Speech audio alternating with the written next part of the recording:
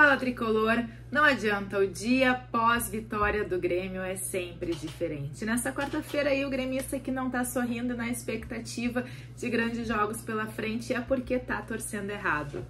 Bom, depois de ter passado toda a euforia desse grande jogo que foi Grêmio e Estudiantes lá na Argentina, a gente consegue fazer algumas análises, né, um pouco mais racionais, né, vamos assim dizer.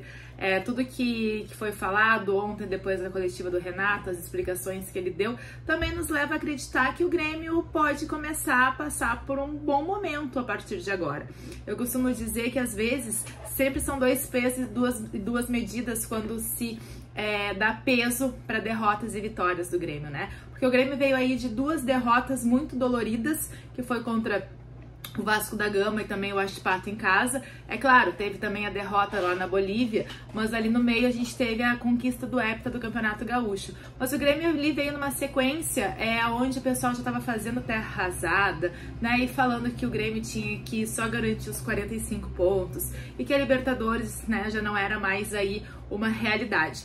Mas o Grêmio, de Renato principalmente, ele não sucumbe à pressão, né? O Grêmio, ele sabe jogar muito bem sob pressão. É claro, o Renato, ele sempre fala, a gente tem que chegar em condições de competir, né? Se vamos ganhar, aí faz parte do jogo ganhar ou perder. E o Grêmio chegou ontem no jogo pronto para competir, com estratégias para competir. O Grêmio, a sensação que a gente teve, e aí eu falei sensação, mas posso até afirmar, né?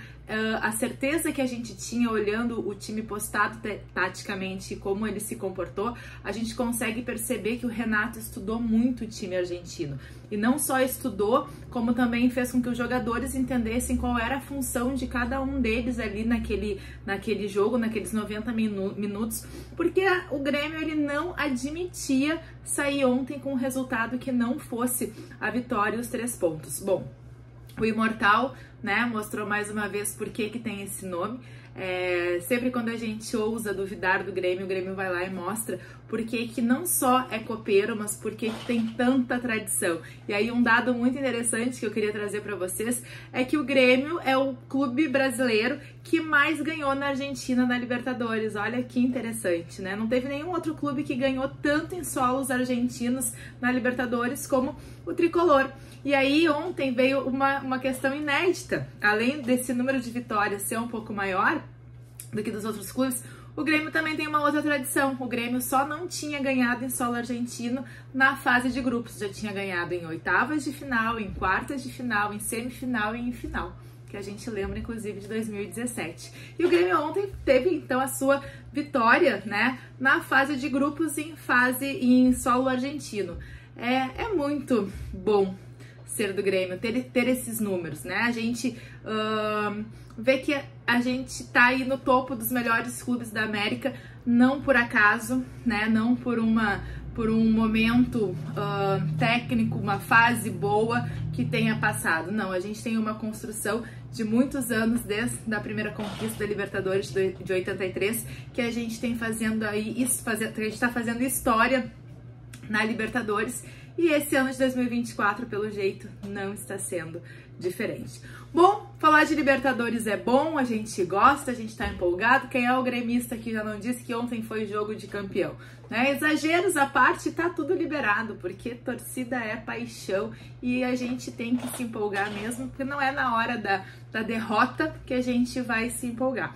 E aí, para complementar, eu falei sobre os pesos, né? Quando o Grêmio teve ali as 2 derrotas, parece que tava tudo errado, parece que a crise estava instaurada. E agora, o Grêmio tem aí uma sequência de 3 vitórias muito interessantes contra o Atlético Paranaense em casa, contra o Cuiabá e agora contra o Estudiantes, e o Grêmio empilhou 3 vitórias. Será que a análise ela é a mesma ou agora a análise está sendo não, mas agora a gente tem que esperar um pouquinho. Então, antes era terra arrasada, agora a gente tem que ter um pouco de cautela. É claro que o equilíbrio ele é fundamental e eu sempre falo isso. A gente não pode nem entrar numa pegada de muitas crises quando se perde, porque nenhum time é imbatível, mas também a gente não pode entrar ali, né, numa euforia e deixar de trabalhar quando as coisas dão certo ou quando se está ganhando, como o Grêmio tem feito aí nas últimas rodadas. Bom, Bom, Libertadores falamos, o Grêmio agora se concentra no Campeonato Brasileiro. Sábado já tem jogo contra o Bahia às 21 horas lá na Fonte Nova, então o Grêmio retorna hoje, faz um treino regenerativo e já embarca na sexta-feira aí, né, em terras baianas para o jogo de sábado. Volta no domingo e na terça-feira já tem jogo de novo, só que agora pela Copa do Brasil contra o Operário lá no Paraná. Então essa próxima semana do Grêmio vai ser muito corrida, com viagens, há um desgaste natural também. E o Renato tem aí agora que montar esse quebra-cabeça dos jogadores que estão mais descansados, mas também sem deixar de olhar para o Campeonato Brasileiro, priorizar, e também para a Copa do Brasil. E aí, torcedor?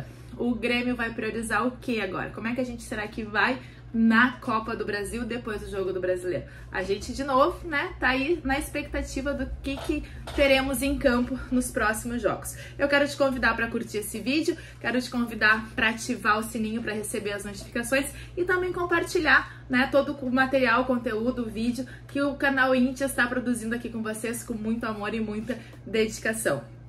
Informei para Neugbauer, chocolate é nossa história.